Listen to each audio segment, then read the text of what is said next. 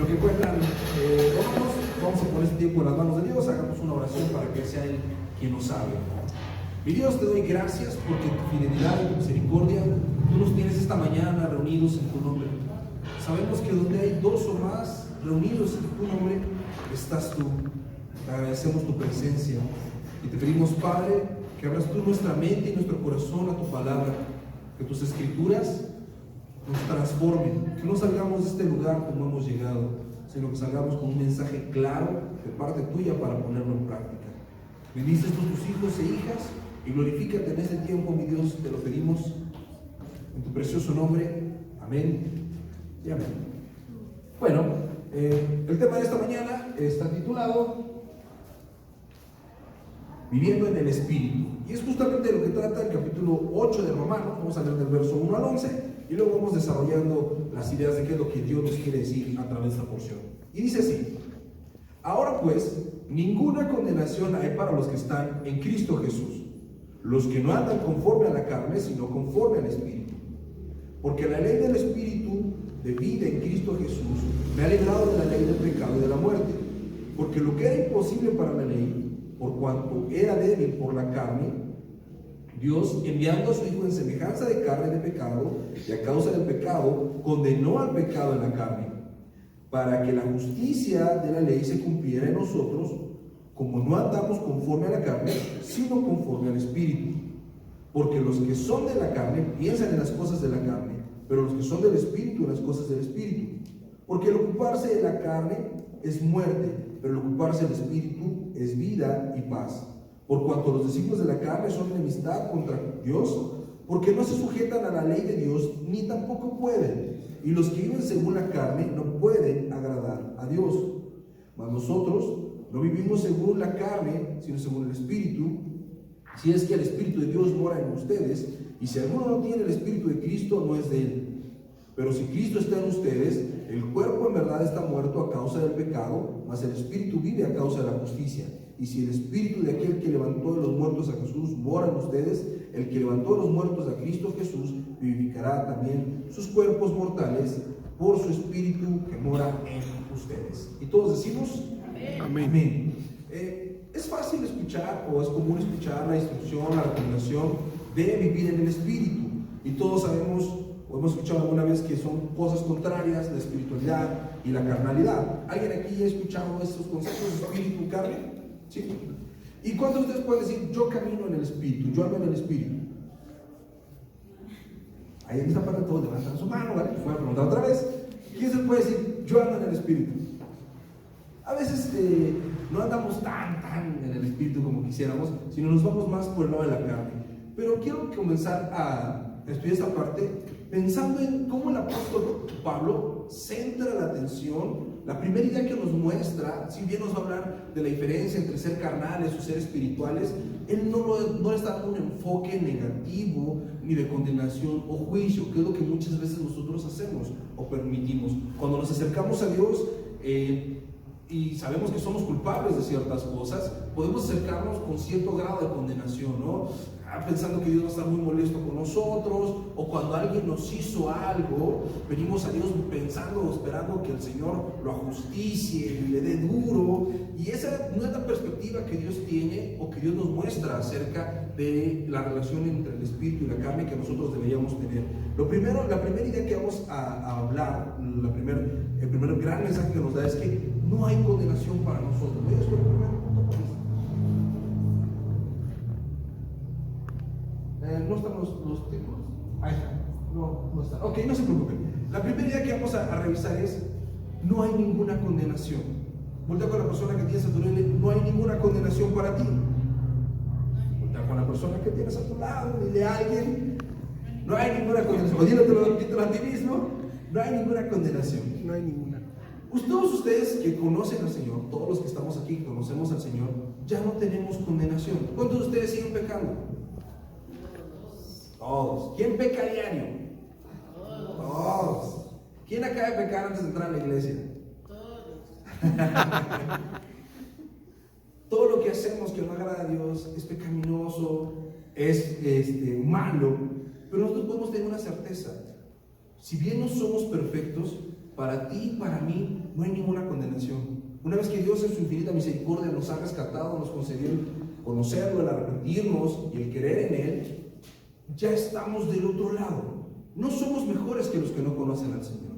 Somos pecadores redimidos, pero igual de pecadores que toda la demás gente.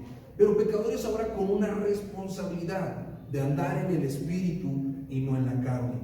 Pero no es algo que se logre de un día para otro. No es como que, ya conocí al Señor, híjole, ya se me quedaron todas las ganas de pecar, ya nunca me enojo, ya nunca juzgo, ya nunca hago chisme, ya nunca, no caigo en ninguna tentación. No, es un proceso. Pero a veces cuando vivimos ese proceso, nos podemos desesperar o frustrar con nosotros mismos. ¿Alguna vez has dicho, es que yo no cambio? ¿Alguien ha dicho eso alguna vez? Y sientes como que no estás avanzando, no estás creciendo lo suficiente y nos ponemos cargas. Tendemos a cargarnos, a ser muy duros con nosotros y a veces sentir que no estamos hechos para esto, que venir a la iglesia no me está funcionando, porque no somos conscientes de esta gran verdad. Mis amados, para ti y para mí ya no hay condenación. Te vas a seguir equivocando todos los días de tu vida. Mientras estés con vida vas a seguir pecando, pero la gran diferencia es que Dios te ha perdonado y Él ya no te condena. Por eso dice, ahora pues, como diciendo Pablo, les voy a demostrar, en el verso 1, ninguna condenación hay para los que están en Cristo Jesús. Todos nosotros estamos en Cristo Jesús. No hay condenación. ¿Cuál es la base para saber que no hay condenación? No que yo soy bueno, no que yo me estoy esforzando, sino que Dios cuando me salvó, me puso en Cristo Jesús. Dice la Biblia que Él es la cabeza y nosotros somos su cuerpo. Todos los miembros de la iglesia somos miembros del cuerpo de Cristo. Entonces, el Padre no condenó a Cristo, ¿o sí? Entonces, ¿por qué nos va a condenar a nosotros si somos miembros del cuerpo de Cristo? Cuando alguien se mete a la cárcel, no dice, metan a la cárcel a este hombre de la cintura para arriba, que los pies queden afuera, ¿o sí? No, o si tú te metes a la playa, al agua, y metes solamente tus pies, ¿te estás ahogando? ¿Cuándo cuando sientes que te ahogas? Cuando entran hasta la cabeza. Entonces, Cristo es la cabeza.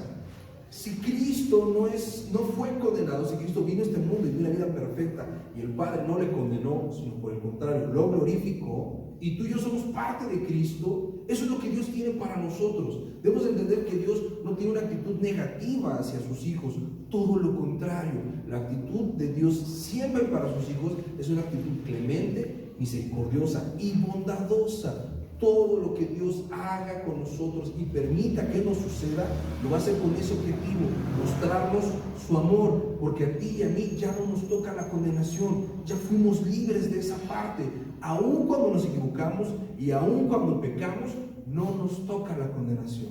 Dios nos puede disciplinar y nos puede corregir, pero nunca condenar. Lo que Dios hará con nosotros no será algo negativo, sino una manifestación grande de su amor. ¿Cuántos aquí son papás? ¿Y cuántos como papás cometemos ese error de que si los hijos se portan bien, los premiamos? Y cuando se portan mal, les damos, ¿no?, con todo. Aprendan a nunca más volverse a portar mal. Dios no actúa así. ¿Te imaginas que Dios les quitara su ira contra nosotros cada que nos equivocamos?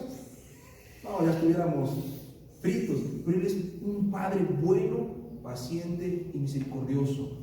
Por eso lo que nos va a explicar de esforzarnos para ser santos, para no andar en la carne, no lo está poniendo desde una perspectiva de pórtate bien para que Dios te ame, o pórtate bien para que tengas el favor de Dios. No, lo primero que nos está aclarando es, a ver muchachos, ustedes están arrancando desde un punto distinto, desde el punto del favor y la bendición y el amor de Dios antes de que hagan cualquier cosa. Y no importa qué tan mal se porten, Dios siempre va a seguirles amando y siendo bueno con ustedes. Entonces, el esfuerzo que hagamos, de lo que nos va a explicar a continuación el apóstol en los siguientes 10 versículos, que nos motive a dejar de pecar, no lo haremos para ganar méritos, no lo haremos para alcanzar premios, lo haremos para corresponder este amor que Dios ya nos está manifestando, y con la seguridad de que aun si fracasamos en el intento, no es un fracaso absoluto, es un tropezón del cual sí o sí nos vamos a levantar. Porque a veces pasa que en nuestra vida nos equivocamos y sentimos que ya, todo se acabó.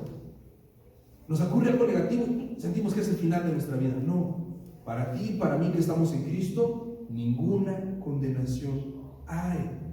Nada de lo que nosotros podamos experimentar negativo o que nos podamos equivocar nos va a marcar el final de nuestra vida, ni una marca negativa para siempre, porque no hay condenación. Con Cristo tenemos esa virtud. Siempre hay un nuevo inicio. Nuevas son sus misericordias, dice la Biblia. ¿Cada cuándo? Mañana. Cada mañana, cada que amanece, Dios tiene para ti una nueva oportunidad para hacer su voluntad, para conocer y experimentar su amor. No para ganártelo, para disfrutarlo, porque tú ya te ganaste. ¿Cuánto amor de Dios? Todo el amor de Dios es para ti. ¿Cuánto favor de Dios es para ti? Todo. No es algo que te tengas que ganar, pero sí es algo que tienes que aprender a disfrutar. Porque una persona que vive sintiéndose condenada, ¿disfruta la vida? No. Hace las cosas con culpa, hace las cosas sintiéndose mal, y entonces ni siquiera las bendiciones las puede disfrutar. Y no puede superar sus errores porque vive atrapado en el pasado, pensando en lo que yo hice, en lo que me pasó. Y entonces nosotros mismos a veces somos los que nos autoflagelamos y nos autocondenamos, perdiendo el tiempo, porque si Cristo murió en esa cruz, murió para que tú y yo no tuviéramos ninguna condenación. ¿Cuántas condenaciones vamos a tener? Ninguna. No importa, te repito, lo que hayas hecho, lo que te haya pasado, no hay ninguna condenación. Nada negativo puede prevalecer en tu vida más del tiempo que tú quieras que prevalezca. Porque si te equivocaste, ¿cuánto tiempo va a tardar Dios en perdonarte? El tiempo que tardas en arrepentirte. Y si hay algo que te duele, ¿cuánto tiempo va a tardar Dios en sanarte? El tiempo que tardas en buscarlo. Porque para nosotros no hay condenación. Espero estar siendo claro con el punto, porque a partir de aquí entonces vamos a ver, basados en esta gran idea, por qué nos conviene o por qué somos motivados a andar en el Espíritu. Ahora, del verso 2 al verso 4, el apóstol nos explica la diferencia que hay entre andar en la carne y andar en el Espíritu. Los voy a leer para que podamos tener más claro. Porque la ley del Espíritu de vida en Cristo Jesús me ha librado de la ley del pecado y de la muerte. Porque lo que era imposible para la ley por cuanto era débil en la carne, Dios enviando a su Hijo en semejanza de carne de pecado y a causa del pecado, condenó al pecado en la carne, para que la justicia de la ley se cumpliera en nosotros, que no andamos conforme a la carne, sino conforme al Espíritu. Aquí nos explica la gran diferencia. ¿Qué fue lo que pasó? Cristo vino a este mundo, ¿sí o no? Pero fíjate que utiliza una palabra bien interesante. Dice, en semejanza de carne, ¿de qué? De pecado. No dice en semejanza de carne solamente, porque Jesús no solamente tenía una carne similar a nosotros, sino fue 100% hombre también. Aunque seguía siendo 100% Dios, fue 100% hombre. Pero dice en semejanza de carne de pecado, porque Él tenía una diferencia a ti y a mí. Tú y yo nacemos con algo que se llama pecado original. ¿Alguien ha escuchado eso? En otras palabras, tú y yo nacemos sabiendo ser pecadores. El pecado mora en nosotros, mora en nuestra carne. Pero Jesús nació sin esa maldad. Él no tenía el pecado original, por eso dice en semejanza de carne de pecado, porque Él no nació con pecado como tú y como yo. De hecho, Jesús nació sin pecado y murió en la cruz sin pecado. Él fue perfecto. Pero lo que el Padre juzgó en Cristo, cuando Jesús va a la cruz, no fueron los romanos quienes lo mataron, no fueron los judíos, fue el Padre juzgando en Jesús el pecado de quién. Sí, es bien fácil decir, de todos, ¿no? Echándole la culpa a todos. Pero pensemos más puntualmente, ¿el pecado de quién condenó el Padre en Jesús? Exactamente. ¿Otra vez cuál pecado? El tuyo y el mío también. Porque cuando decimos el pecado de todo el mundo, pues es fácil que mi responsabilidad se diluya, ¿no? Siempre en la bola yo me puedo esconder. Pero cuando nos forman en línea y vamos pasando uno por uno, pues yo tengo que ser responsable de mis actos. Y ahí es donde empieza la diferencia entre la carnalidad y la espiritualidad. Yo tengo que entender que yo soy responsable de todo lo que hice, de todo lo que hago. Es fácil y divertido y cómodo buscar ser víctimas. Porque cuando yo soy víctima, entonces la culpa ¿quién la tiene? Los demás, ahí sí, ellos.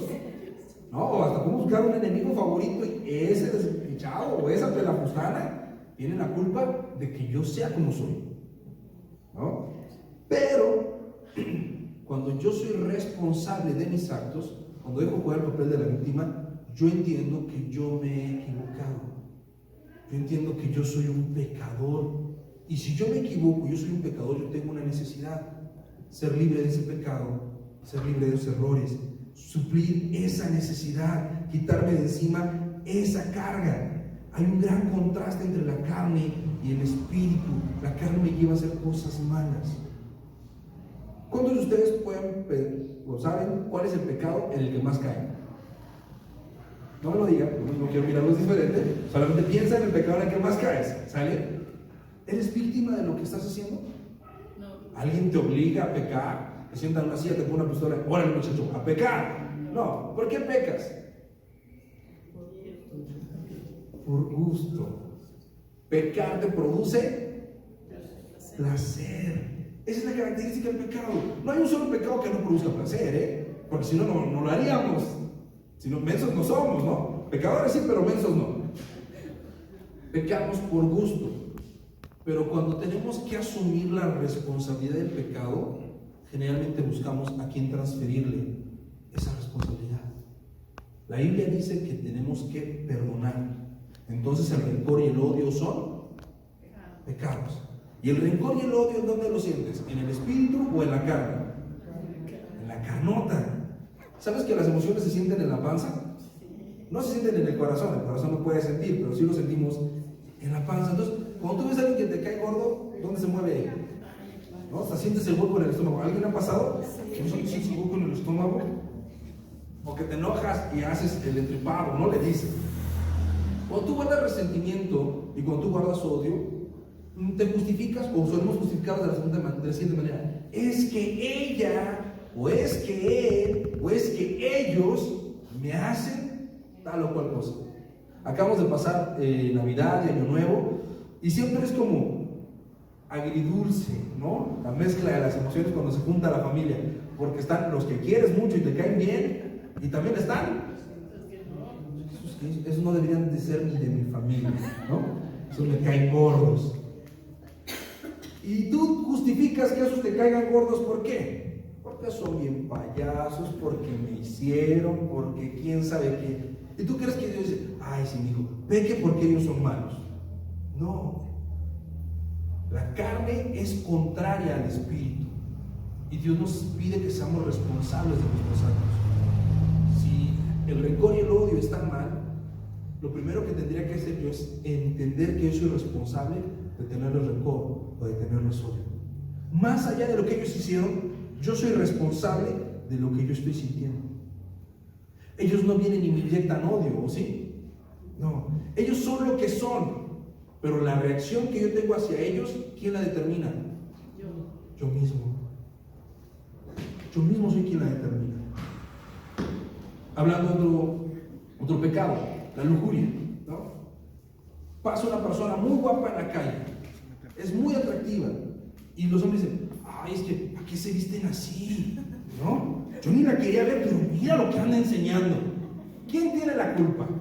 ¿A la que les faltaba tela para vestirse o el que la está mirando?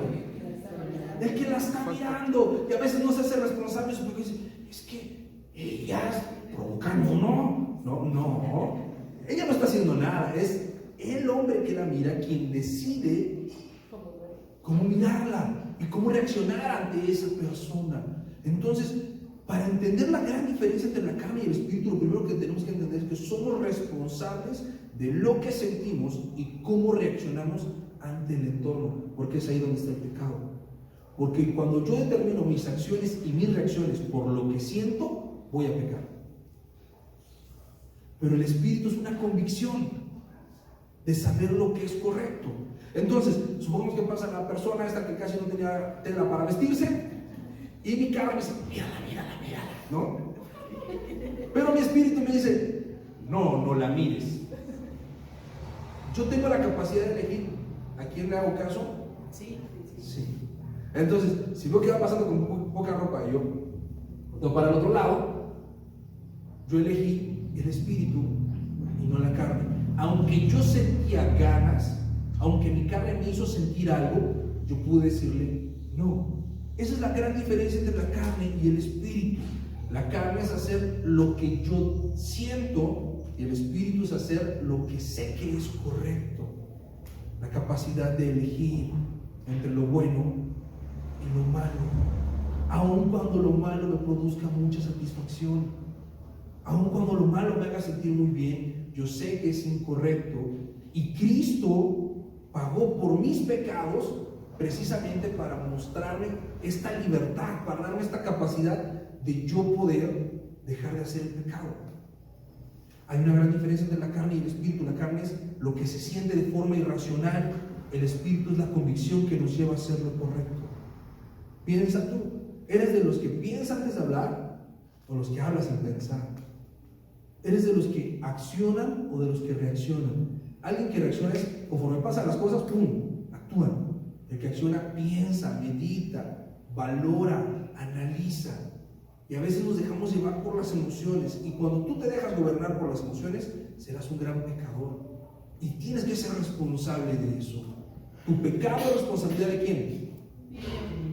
Tuya. Nadie es culpable de tu pecado excepto tú mismo. Platicaba otro día con una jovencita que me decía que odiaba a su mamá. Estaba muy enojada con su mamá porque su mamá era muy poco atenta con ella y la regañaba y la juzgaba y decía, ok, tu mamá puede ser la peor mamá del mundo si quieres, pero tú eres culpable de odiarla. La Biblia dice, honra a tu padre y a tu madre. No, pastor, pero es que usted porque no la conoce, llega enojada y me grita y quiere que nada más yo vaya por las tortillas y soy la única que hace qué hacer. Ok, tal vez ella no tiene la forma de dirigirse a ti, tal vez es grosera, tal vez es implacable, pero eso no te capacita ni te faculta para no honrarla. Pero es que es bien difícil. Sí, es difícil cuando empezamos a pensar en lo que yo creo que merezco, o en mis derechos, o en lo que me hace sentir bien. Ahí la cosa se vuelve imposible, pero esa es la carne. Yo tengo que ser responsable y darme cuenta que aunque yo quiera hacer algo, no puedo hacer cualquier cosa que quiera. Tengo que buscar hacer lo que es correcto, porque Dios me ama, porque Él murió por mis pecados.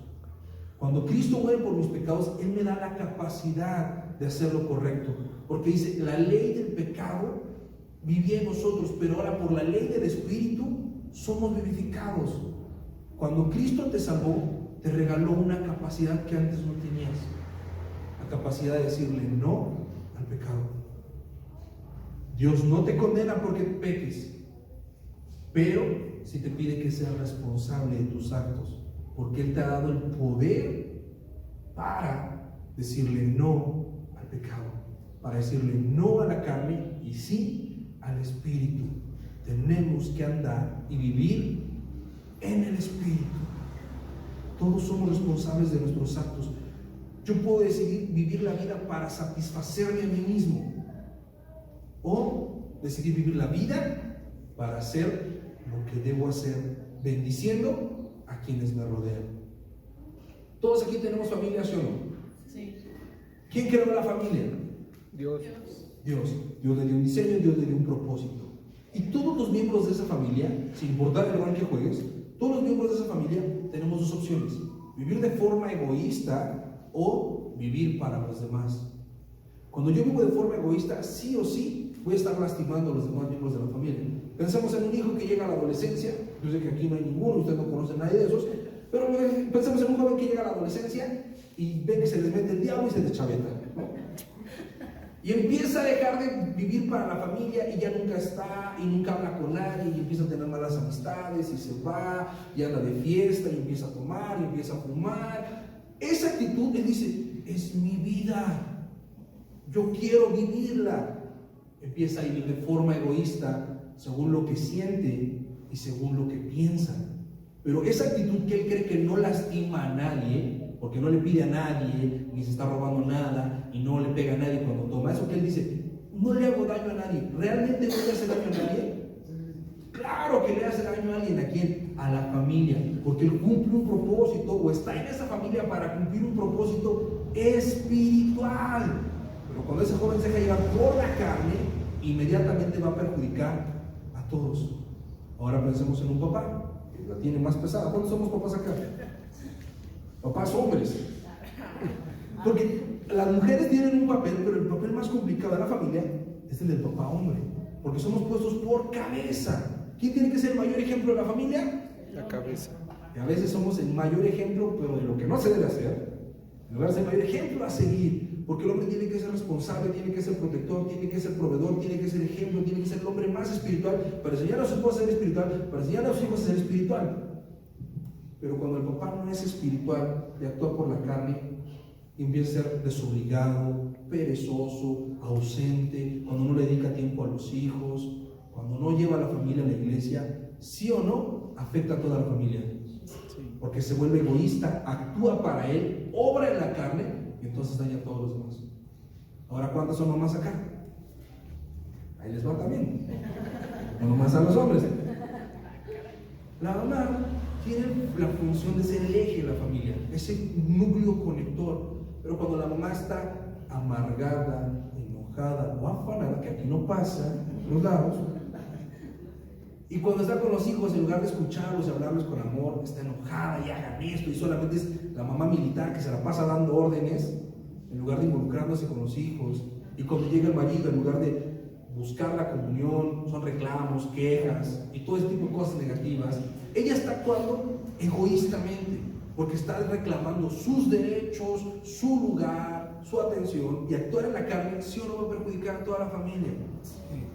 Por eso tenemos que aprender a ver la gran diferencia que hay entre obrar en la carne y andar en el espíritu.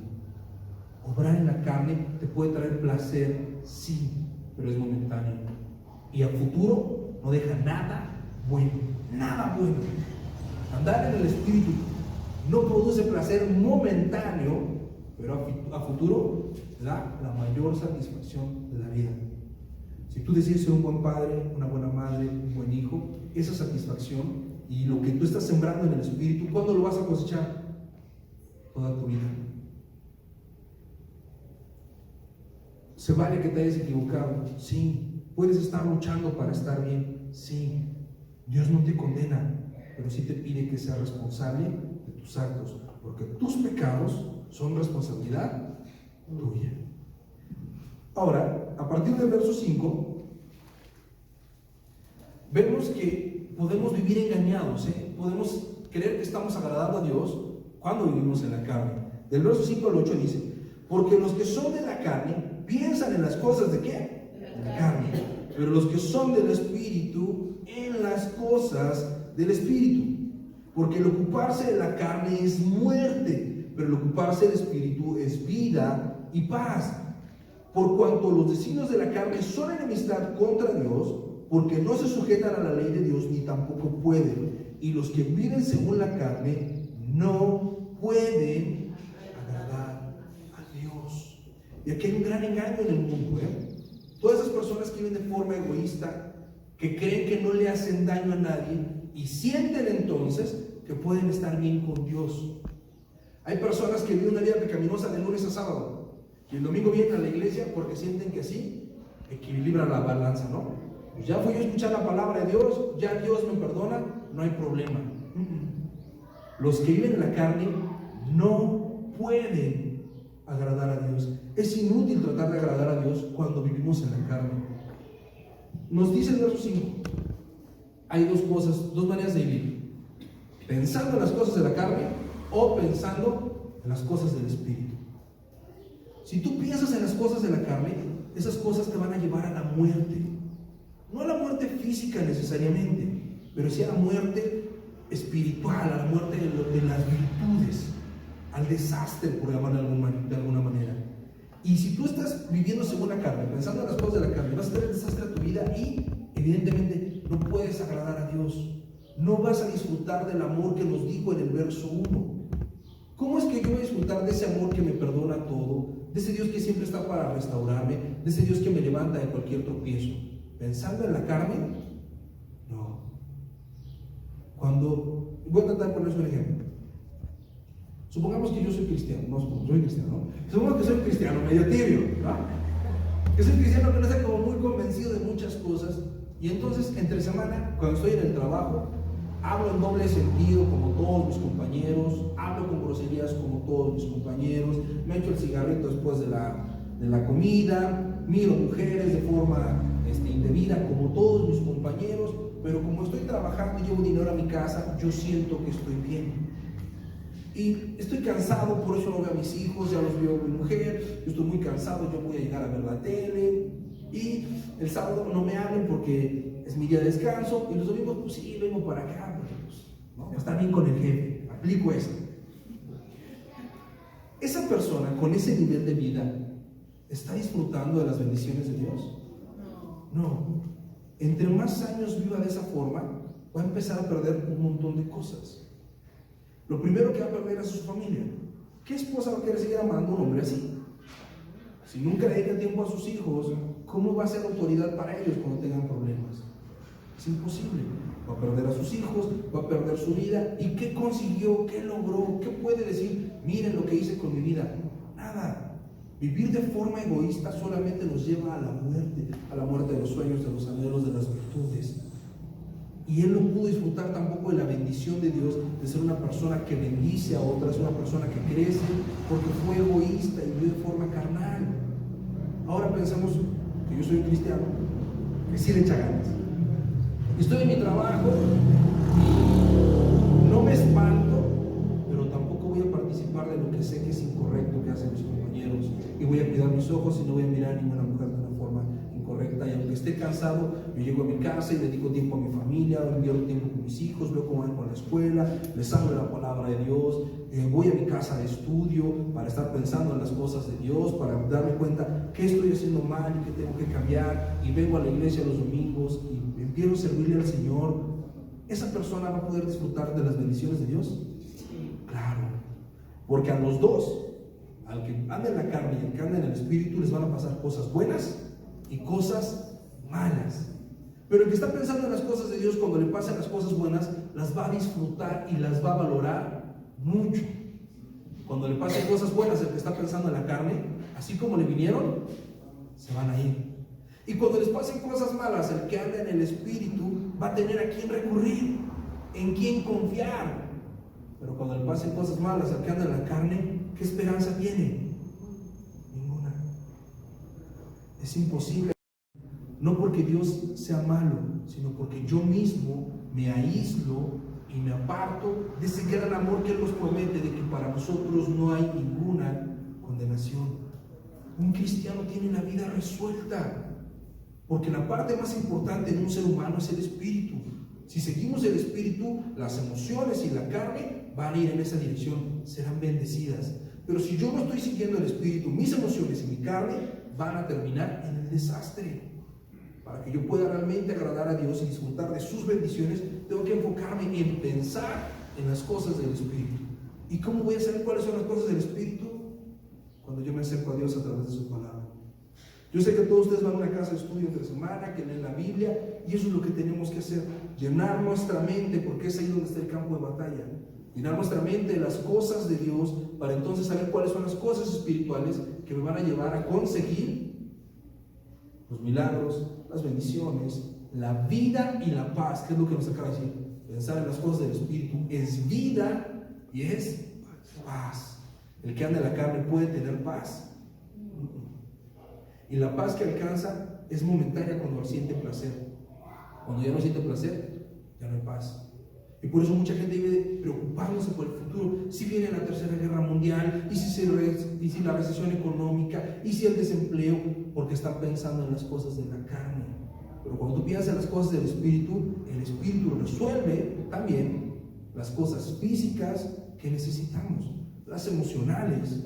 Si yo soy una persona espiritual, yo puedo amar y recibir amor. Si yo soy una persona espiritual, yo voy a ser una persona diligente que va a tener el respaldo de Dios para la satisfacción de las necesidades físicas. Pero si yo soy una persona carnal, me estoy exponiendo, no estoy ganando absolutamente nada. Estoy cambiando lo eterno por lo efímero. Por eso es tan necesario vivir en el Espíritu.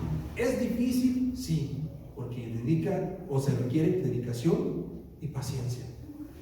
Andar en la carne es lo más fácil, nomás haz lo que se te ocurra. Andar en el Espíritu es complicado, porque requiere, como decía, dedicación y paciencia, saber qué es lo correcto y hacer lo correcto, aunque inmediatamente no te dé la razón.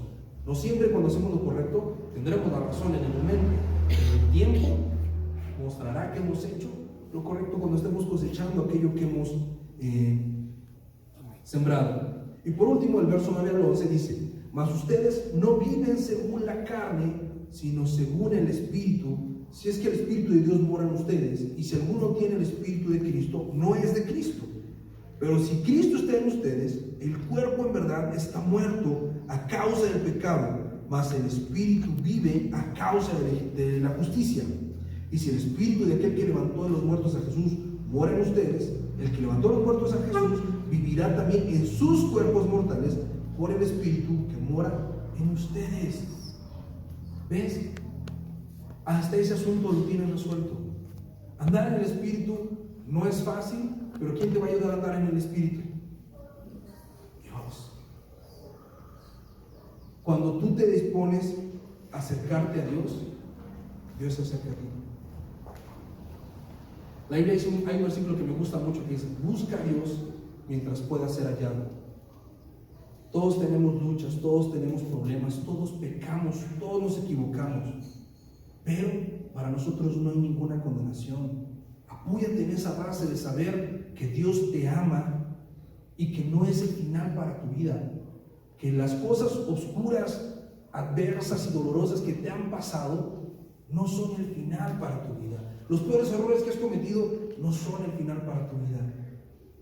Piensa en las cosas del Espíritu, esfuérzate por andar en el Espíritu y tendrás la recompensa, porque Dios mismo te ayudará a andar en el Espíritu, a dejar los pecados, a dejar de vivir la vida egoísta, carnal, en la que no se puede agradar a Dios, y vivir la vida espiritual, que es principalmente una vida de servicio a los demás, a Dios y a los demás. Jesús dijo que Él no vino a ser servido, sino vino a servir, y que el que quiera ser el más grande en el cielo se vuelve el siervo de todos los demás.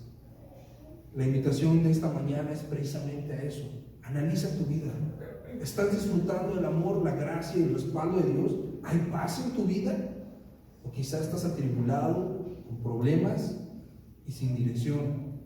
Si estás de la segunda manera, andas en la carne y no puedes disfrutar del amor de Dios. ¿Quieres tener paz? Decide andar en el Espíritu, sin cargas, sin ser implacable contigo mismo, sabiendo que es un proceso y que habrá cosas que tomarán más tiempo que dejes, pero lo importante no es buscar ser perfecto de un día para otro, sino estar avanzando, aunque sea de a poco, pero todos los días, para pensar en las cosas del Espíritu y no en las cosas de la carne. ¿Amén? Amén. ¿Les parece si terminamos orando? Deja tus cosas en tu lugar, cierra tus ojos, reflexiona un poquito en lo que hablamos esta mañana. Y vamos a poner una oración, por favorcito, para hablar con Dios. Y Dios, en esta mañana te damos gracias, porque sabemos que tú nos amas. Eres tú quien nos ha salvado, eres tú quien nos ha encontrado. Y para nosotros que somos tus hijos, no hay ninguna condenación. Ayúdanos, Señor, en esta mañana a quitar de nuestros hombros el peso de la culpa, el peso de la condenación. No somos responsables de los actos de nadie, excepto de los propios. Tal vez algunas personas a nuestro alrededor fallaron y eso ha puesto carga y condenación. Tal vez nuestros propios errores nos han hecho sentir que es imposible la vida cristiana, que nos has abandonado. Perdónanos, Señor, y quita de nosotros ese peso de la condenación. Ayúdanos a entender que para nosotros ninguna condenación hay. Tú moriste en la cruz por nosotros, Jesús. Tú pagaste por todos nuestros pecados. Tú nos has hecho libres. Nos has dado la capacidad de elegir entre lo bueno y lo malo. Has abierto nuestros ojos a tu verdad. Ayúdanos a ser responsables de nuestros actos entender que nadie es culpable de nuestro pecado excepto nosotros mismos, pero que en ti tenemos el perdón de nuestros pecados. Permítanos estar a cuentas contigo, Señor. Perdona nuestras faltas, perdona nuestras ofensas, esas áreas en las que aún seguimos batallando por pensar solamente en los designios de la carne, que son muerte y enemistad contigo. Ayúdanos a enfocarnos en las cosas espirituales, entender que tenemos una misión y un propósito en este mundo, en la familia en la que nos has puesto, en el trabajo que nos has dado, en la iglesia en la que nos has sembrado. Un propósito de pensar en ti y en tu voluntad, actuar como seres espirituales, no como aquellos que solamente reaccionan, no como aquellos que viven unas vidas egoístas para autosatisfacerse. Queremos ser espirituales, viviendo para agradarte, sirviendo a los demás. Ayúdanos a vivir en el Espíritu, porque tu Santo Espíritu mora dentro de nosotros. Que sea tu Santo Espíritu el que nos convenza de pecado, de juicio, el que nos lleve a toda verdad, el que nos permita tener arrepentimiento y la fe para seguirte. Mi Dios, en esta mañana yo te pido por estos tus hijos e hijas, por cada hogar y familia representada en este lugar, que tu presencia pueda estar con ellos, que los levantes y los hagas seres espirituales, que anden en el Espíritu, que te den gloria a tu nombre, que vivan para ti. Perdona nuestros pecados, límpianos de la maldad, ayúdanos, enséñanos a elegir lo correcto en cada circunstancia. Bendecimos tu nombre, Padre, y te pedimos que recibas tú y solamente tú toda la gloria, toda la honra, la adoración y la alabanza por los siglos de los siglos. Amén y amén.